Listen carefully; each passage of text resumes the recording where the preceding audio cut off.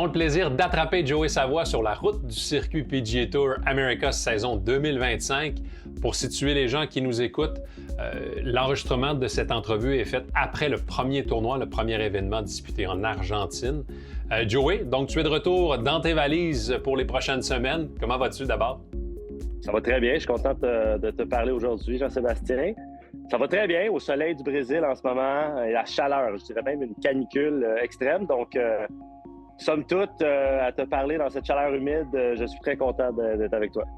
Avant de parler de 2025, je veux revenir sur 2024, une saison sur le circuit PGA Tour Americas qui a failli t'amener au prochain niveau. Tu as terminé à quelques places seulement d'un statut sur le circuit Korn Ferry, 4 top 10, dont une deuxième place. Comment tu évalues ton jeu et ta progression de la dernière année? C'était une belle année 2024. J'étais très content de ma progression dans plusieurs aspects de mon jeu, particulièrement sur les verts. Ça a été mon année où j'ai eu le plus gros step-up, en bon français, le meilleur step-up que j'ai eu sur les verts. Donc, c'était hyper encourageant d'avoir cette partie-là qui semblait avancer dans la bonne direction, me permettant de me donner des chances de victoire au courant de la saison, puisque ça semblait être la partie de mon jeu qui semblait peut-être me freiner un peu davantage. Donc, c'était très, très encourageant de voir une progression sur les verts. Puis, somme toute, c'était une belle année 2024. Je me suis donné des opportunités de gagner des tournois. Puis, à ce niveau-ci, c'est ce qu'on veut, se donner le plus de chances d'être sur le back nine le dimanche avec une chance de gagner. Puis, c'est ce que j'ai été capable de faire à quelques reprises. Donc, c'est un jeu de quantité. Donc, le plus de quantité qu'on peut se donner, le mieux. Justement, il y a eu une séquence dans ta saison. Tu as terminé 6e au mieux sur 3 tournois en 4 semaines. Et de par le calendrier, il semble que tous ces résultats ont été obtenus après Bromont. Est-ce que ça a cliqué dans les cantons de l'Est ou tout simplement tu as appliqué le même processus et ça a fini par payer? C'est tout le temps intéressant d'essayer de trouver l'élément déclencheur d'une situation. Qu'est-ce qui a créé l'avalanche de bonnes performances? Cela dit, à savoir, est-ce que c'est Bromont en particulier, je ne le sais pas. Je pense que j'ai bien travaillé au courant de l'année. Il semblait avoir des petites flamèches une fois de temps en temps. Par contre, ça ne créait pas un feu de birdie, un feu de bonnes rondes consécutives.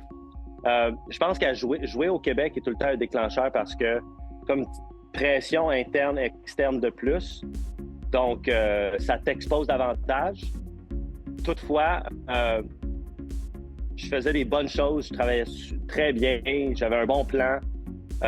Et parfois, dans ce sport-ci, on peut tenter de faire une périodisation exhaustive de quand on va piquer au bon moment.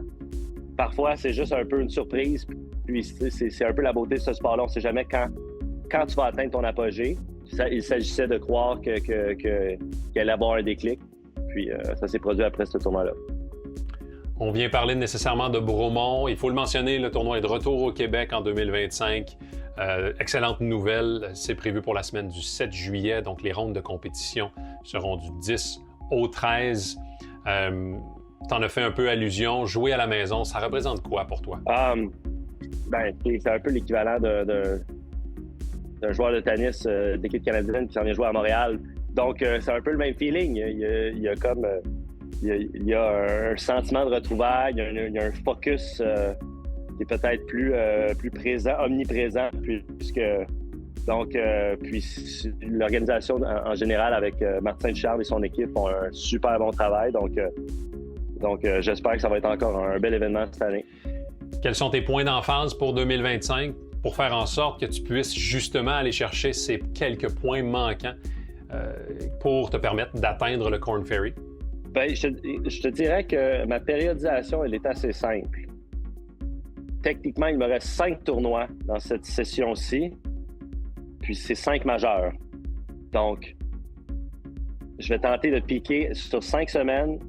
Sur 8 semaines, j'en ai 5 où j'ai des majeurs. Donc, mon but va être d'essayer de piquer sur 2 ou 3. choisis lequel tu veux pour l'année, JS, ça me dérange pas, mais si je suis capable d'en faire un ou deux de plus, on va être bien parti. Tu l'as mentionné, Joey, la ligne est très mince, excellent exemple, et on te souhaite ces 2-3 coups roulés de plus, le meilleur des succès cette saison. Merci beaucoup, Jean-Sébastien. Bonne journée.